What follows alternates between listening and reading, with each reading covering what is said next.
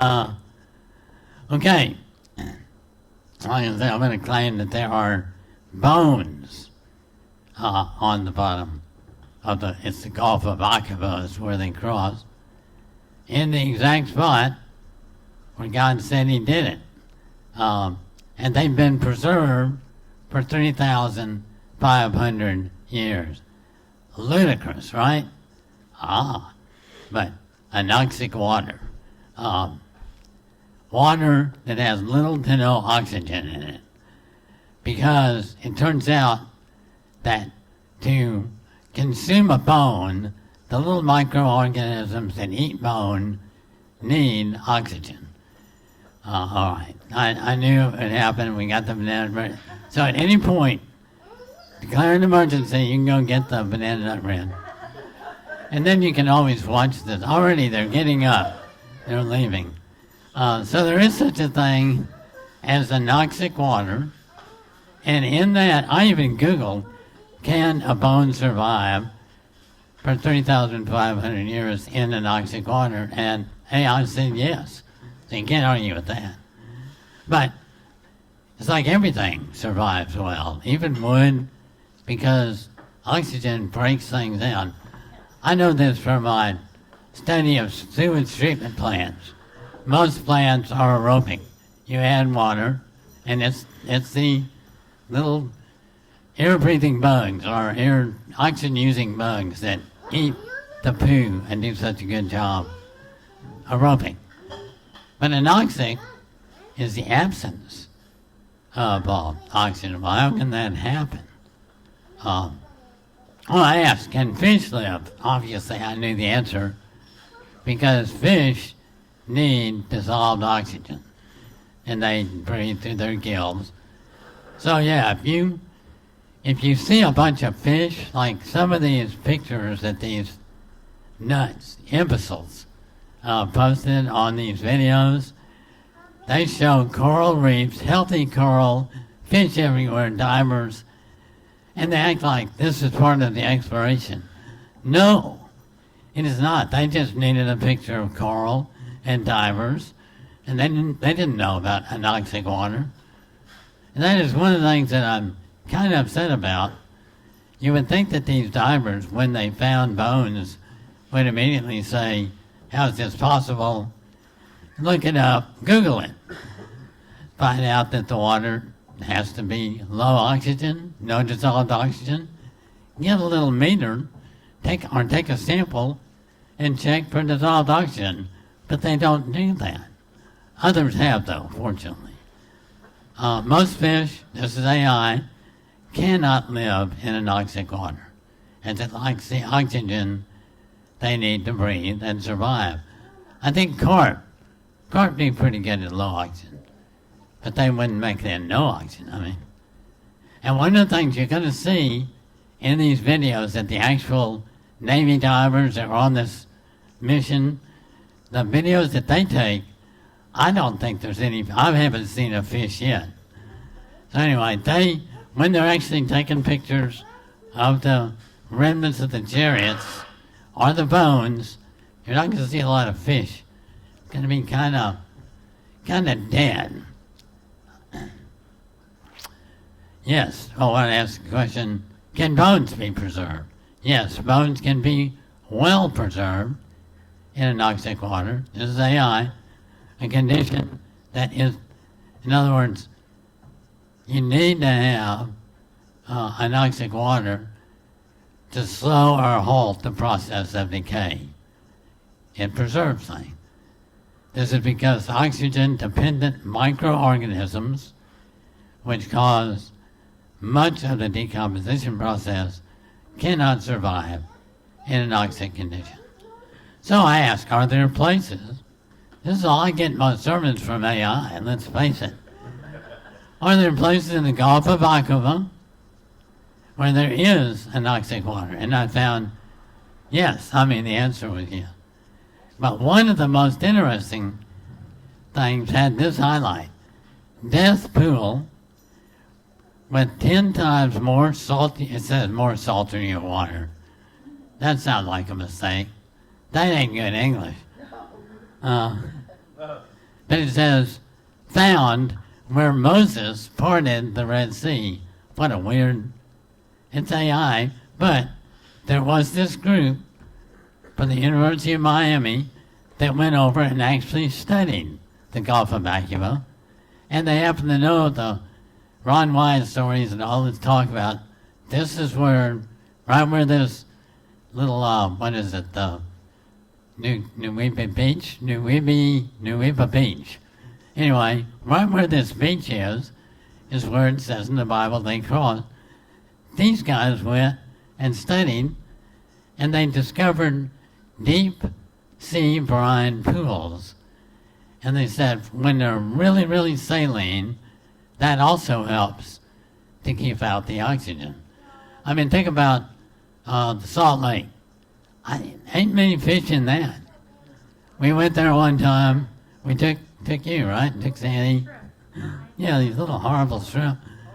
And I remember this one, he was probably a Mormon, and his wife was basically dragging him in their tube. There we go. He says, I don't want to get in. I hate it here. And we got in, and you float like crazy because the water's dense. So you float around, and all these shrimp, were they biting us? No, they got all in our swimsuits. Oh, no. The salt. No, gross. There's not a lot of tourists really at the Salt Lake. Anyway, huh? It smells bad. You've been there? Oh yeah. Oh yeah. Why do we even get? To the edge, and I was like, "What? Gross." Can you imagine what was his name? The Mormon guy, Smith, was it? Yeah. He'd say, an ocean, and when they got there, it was like, ooh, say so again. Joseph Smith, I think. Yeah. Okay, what about coral? Is it affected by anoxic water? Even if a coral survives a period of low oxygen, its metabolism can be impaired, leading to slower growth and a weaker skeleton, making it more susceptible to damage. One of the things you see, the coral that's on these chariot wheels and chariots. Hey, there's banana nut bread. We've got the banana nut. Anyway, where would we be without the banana? Anyway, one of the things Ron Wyatt said, they asked him and said, why don't you just bring up more wheels? And he said, well, it's just kind of a combination of decomposed wood and this algae, but it's real fragile. As soon as we touch it, it breaks apart, making it more susceptible to damage. I rest my case. The water is anoxic. Okay, we'll get more to that. So, review. After the 10 plagues, the last one being the death of the firstborn kids, Pharaoh sent the Israelites packing. In fact, he pretty much said, go, all of you, take your animals, and by the way, bless me. On the way out, bless me. So Pharaoh had learned his lesson, kind of. But about a month later, he decides, what have we done? Let's go get our slaves. Anyway, can y'all see my little cursor here? There's Succoth. Can you see Succoth? This is Ramses would be right over in here, kind of right below the Gulf. So they left Ramses. It says they went to Succoth, and then they took off. And the trip from Succoth over here to Etham is about 100 miles. People think they could have maybe made 10 miles a day. That's what we used to do that on our river trips with a bunch of drunks. We could make 10 miles. I mean, they got up late. We had to feed them breakfast. They wanted to stop early for lunch, but we would drive them till 2 o'clock. I remember the first time we had a bunch of co-eds from Texas State. They were all standing around saying, I don't do breakfast. Boy, By noon, they were screaming, "Can't we eat?" 2 o'clock, I tell you, 2 o'clock. The next morning, man, they were shoveling down the bacon. Survival. Anyway, I digress. But anyway, they end up over here in Etham. Where they're going is down here to this Mount Sinai. I know they claim there's one over here on in the Sinai Peninsula, but it ain't Mount Sinai. The real Mount Sinai is off to the right here, where it says Mount Sinai, and it also talks about that being Midian, and that's where Jethro lived. Jethro is Moses' father-in-law, because remember the story, Moses kills the Egyptian, escapes to Midian, finds, what was her name? I can't even remember. Moses' wife's name, not Gershom, but one of his sons, wasn't it? Anyway, we got an iPhone coming out. We'll know in a minute.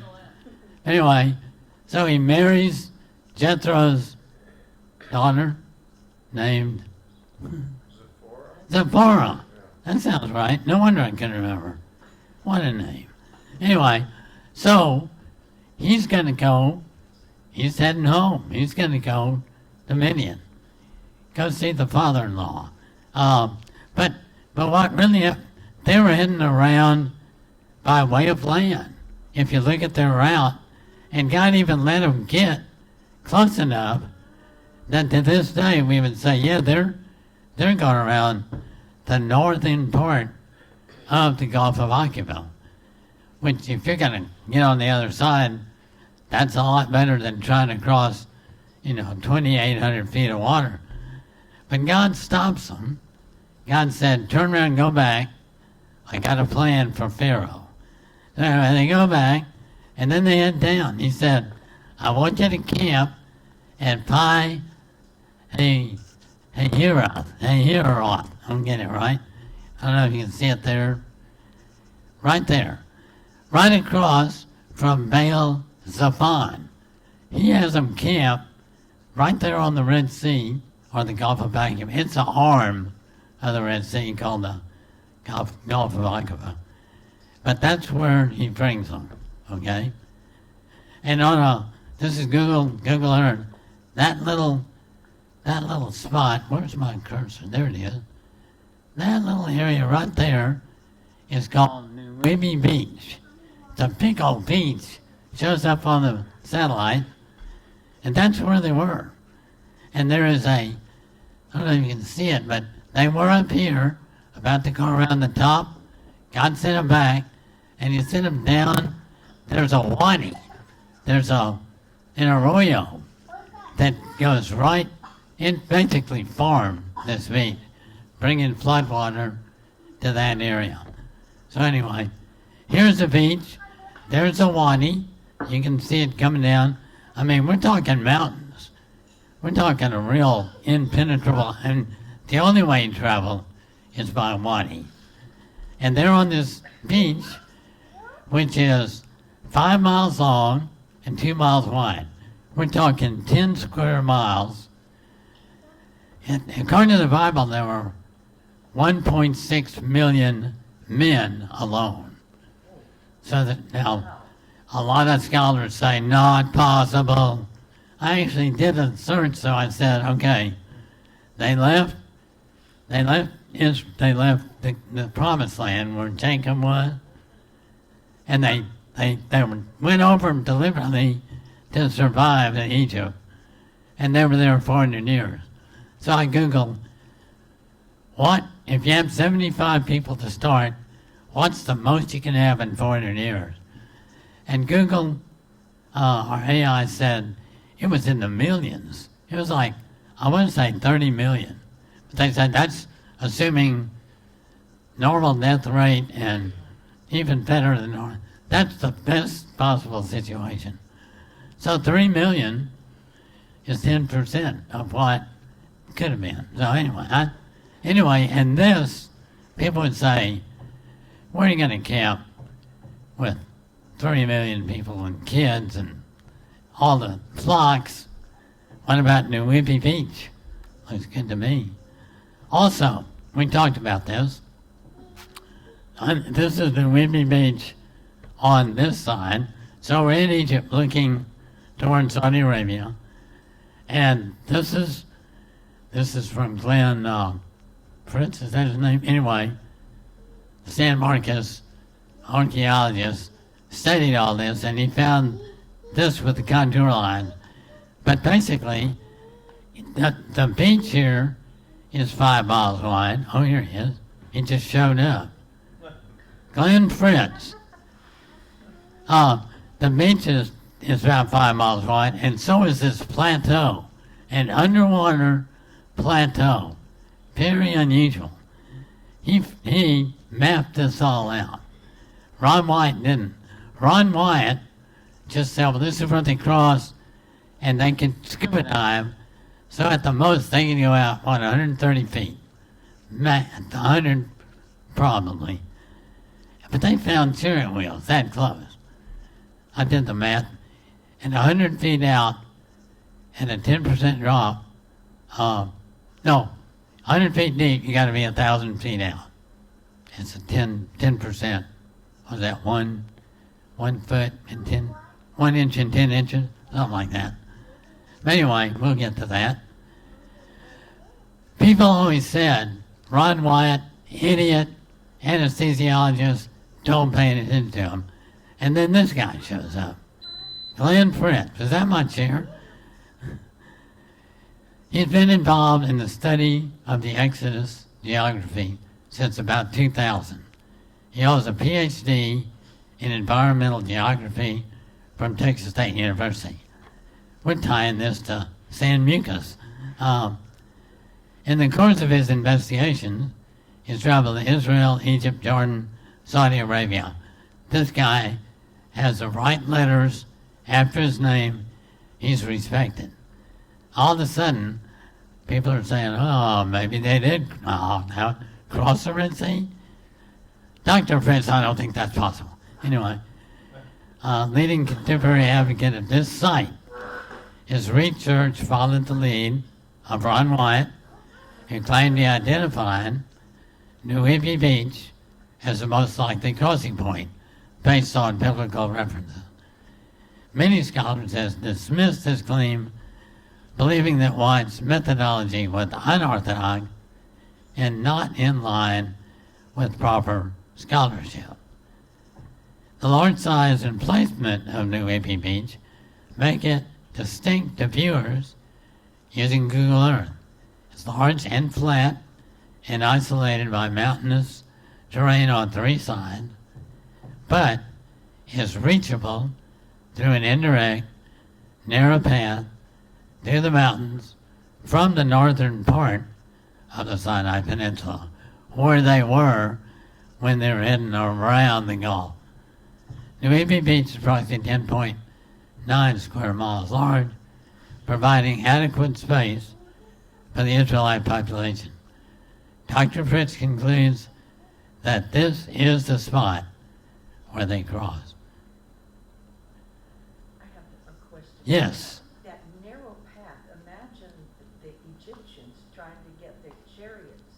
That Oh. kind of slowed them down. Well, no, it's quite a wide. It's not like the arroyos in Big Bend where it's one.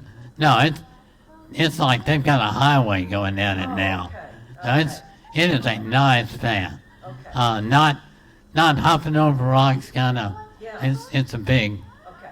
And not muddy, a solid rock. Well, I guess they floods. They said that the highway gets washed out periodically, but we can only maybe a chill. I don't know. They seem to make really good time getting there. God said, "I've got a nice path for you, boys. Come on." It's 10.5 miles to the other side of the Gulf at this point. Dr. Fritz explained, and I've got a YouTube video linked to this, that there is an underwater plateau at the crossing site, 10 miles long, 5 miles wide, and in the middle of the sea, it's 2,800 feet deep. when I read that, I said, he must have raised the land up. He couldn't move that much water. And then I thought, I guess he can do whatever he wants. But the other thing is in the Moses and the Ten Commandments, it's a very narrow little wall of water. And it's in the daylight. They cross. If you read the Bible, God sent them across at night. So it's nighttime. Now their path is lit up. But they didn't know how far down they were going. They just knew we're going down a ways, we're coming up a ways. The ground there is gravel. So God got the water off. Maybe he dried it with the wind. I don't know, but I'm thinking it's a pretty nice walk. It's 5 miles. It's 2.5 miles to where that wall of water is. I don't think they're even nervous. I mean, we don't know what's happening, but we're just going to get away from those Egyptians. Anyway. Was it a full moon? Now you're asking a tough question. It does not mention that.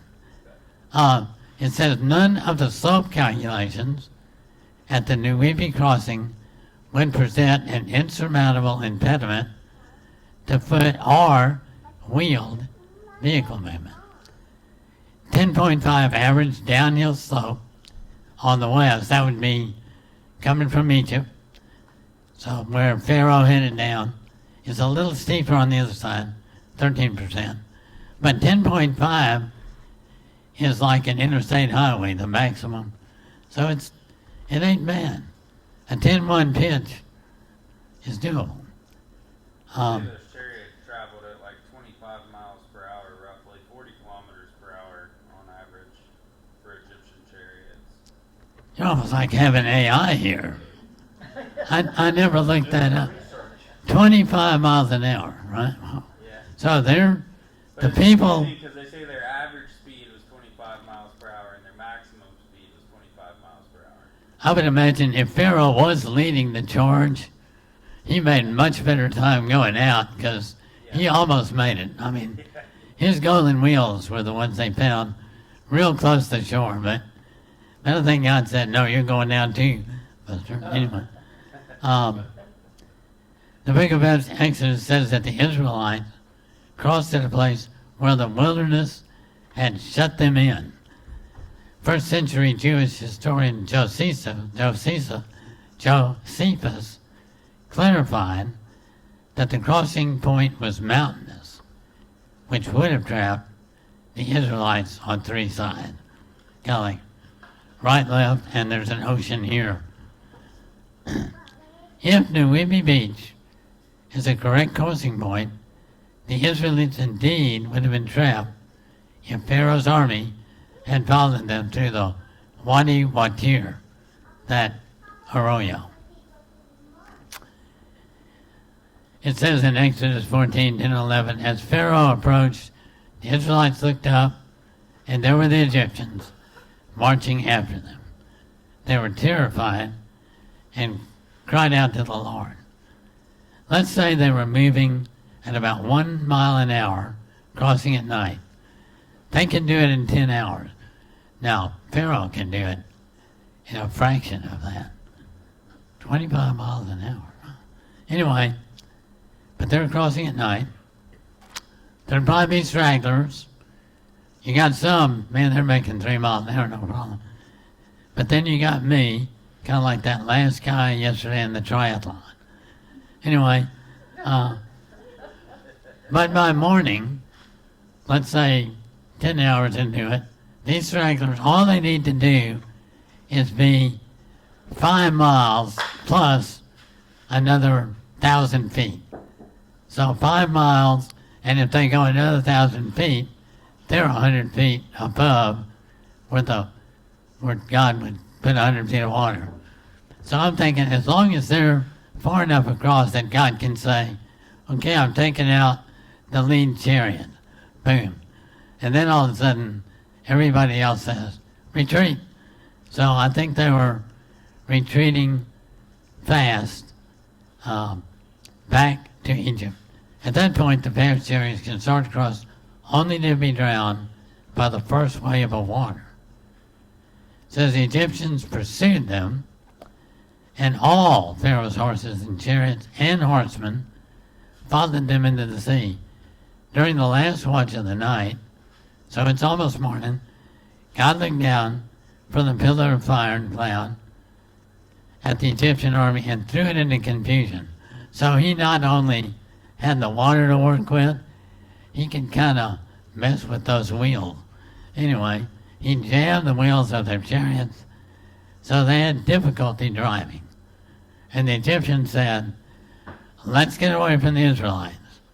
The Lord is fighting for them against Egypt. You think? Yeah, let's get out of here. Anyway, the Lord said to Moses, stretch out your hand over the sea so that the waters may flow back over the Egyptians and their chariots and horsemen. Moses stretched out his hand over the sea, and at daybreak the sea went back to its place. The Egyptians were fleeing toward it. I wonder, what did that mean?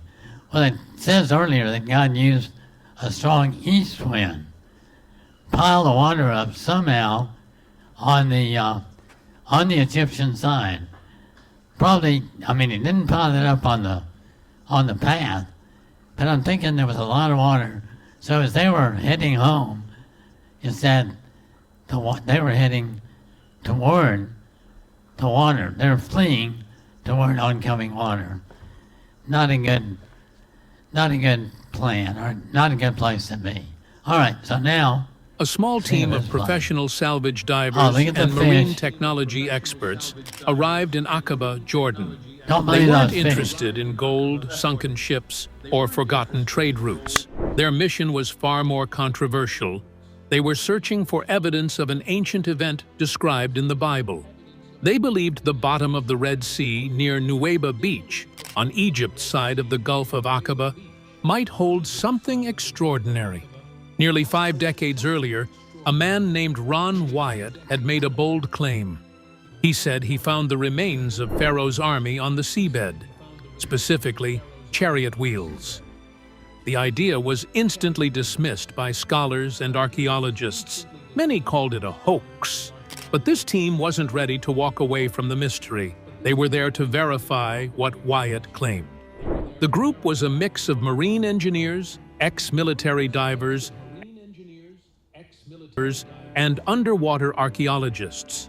Some used their real names, others didn't.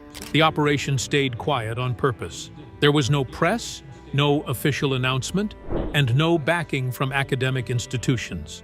Their equipment was as advanced as it gets: sonar scanners, drones with high-resolution cameras, and submersibles capable of detecting even the smallest changes in sediment. But even with top-tier tech, getting this mission off the ground wasn't easy. Every attempt to gain support from government archaeologists had failed. Some officials even laughed them out of the room. One Israeli antiquities official reportedly dismissed them entirely, saying they'd find nothing but coral and wild theories. Worse still, regional governments began quietly pushing back.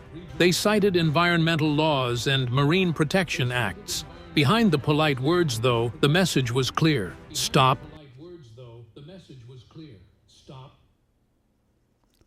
And it stopped. This just surfaced. This video is pretty recent. In fact, it kind of prompted this whole series about the Gulf of Aqaba. But I do want you to know, when you see fish in these videos, it's probably not actual footage.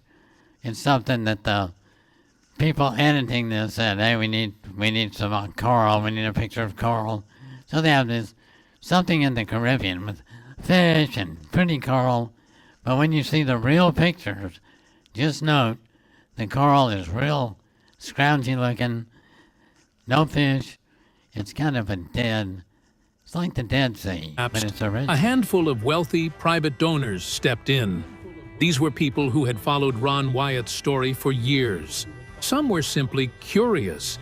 Others saw this mission as proof of their faith. With money in hand and tech ready to deploy, the group headed out into the Red Sea. They weren't sure what they would find, but what they discovered changed everything. When the divers finally reached the target site, they didn't expect much at first. But then, scattered across the seabed, they found something unusual. Dozens of objects shaped like wheels. They weren't No flat fish. or No, polished. In fact, they were rough and uneven. But they were clearly circular, with dimensions that looked eerily similar to ancient Egyptian chariot wheels. One diver later explained that they weren't smooth or perfect, but there was something oddly beautiful about them. Some were buried partially in coral. Others were almost entirely exposed, and they were everywhere. It didn't look random. It looked like something or someone had once tried to cross the seabed and failed. For many years, it was believed that the Israelites crossed the Gulf of the Suez Finger of the Red Sea. To most scholars, the biblical account of the Red Sea crossing is just a story. But to these divers, the seabed told a different version. One where something massive and fast-moving was suddenly stopped. And this wasn't just about belief. It was about physical evidence, strange objects, in the exact spot where Ron Wyatt claimed he had seen them decades earlier. The divers took photos, scanned sediment layers, and analyzed materials. And while official institutions continued to reject the idea, the team believes something important happened in that part of the sea. They didn't say it not was a real. miracle, but they were convinced it wasn't just coral. Back to where the pharaoh fell. They kept it quiet. No press conferences, no crowdfunding campaigns, no attention at all. The operation was funded privately, behind closed doors, with every detail wrapped in silence. After months of planning, permits were finally approved. Equipment shipped in discreet crates, and the team prepared to descend into a place many experts had written off as pure legend. But silence doesn't last long online. Before the crew even reached the water, a single photo leaked. A blurry shot of their vessel floating in the Gulf of Aqaba. Someone posted it with a simple caption, "Back to where the pharaoh fell." That was enough. The photo spread fast. Forums caught on, then conspiracy accounts, and before long, mainstream headlines started asking questions. People weren't just talking about the mission, they were talking about Ron Wyatt again. A name that had been mostly mocked in academic circles suddenly became relevant. YouTube videos resurfaced.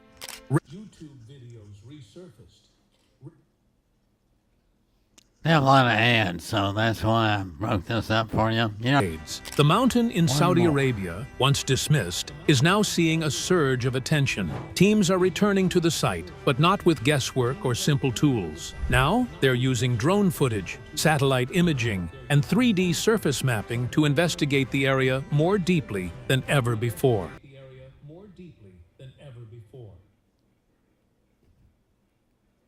I think that might be it. Slide 60 out of 60. Ah, 11 o'clock. Well, they-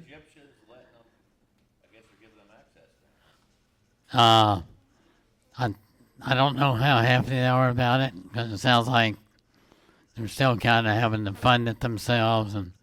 But I know there is a lot of activity all of a sudden. Still real hard on Saudi Arabian side. I mean, they've got Mount Sinai is fenced off. And we'll talk about more about that next week. We're going to show what, after they cross, what the next few camps were like.